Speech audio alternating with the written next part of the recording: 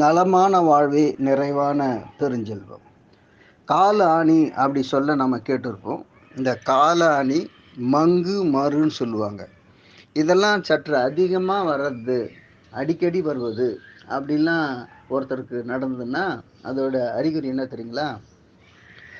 நீங்கள் அதிகமாக உப்பு உணவில் சேர்த்துக்கிறீங்கன்னு அர்த்தம். இதை நீங்கள் கவனிக்காமல் அப்படியே விட்டீங்கன்னா எதிர்காலத்தில் கிட்னி ஃபெயிலியர் வருவதற்கு ஒரு வாய்ப்பை நீங்களே உருவாக்கி கொடுத்துருவீங்க.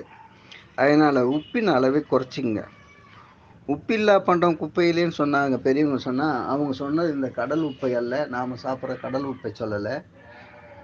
இயற்கையாகவே தாவரங்களில் இருக்கக்கூடிய உப்பை தான் அவங்க உப்பில்லா பண்டம் குப்பையிலேன்னு சொன்னாங்க. ஏன்னு சொன்னால் பல உணவுகளை நம்ம அளவில்லாமல் வேக வச்சு வறுத்து பொரித்து சாப்பிடும்போது அதில் உள்ள தாது உப்புக்கள் எல்லாம் ஆவியாகி வீணாக போயிடுறதுனால அந்த வார்த்தையை, அந்த பழமொழியை சொன்னாங்க.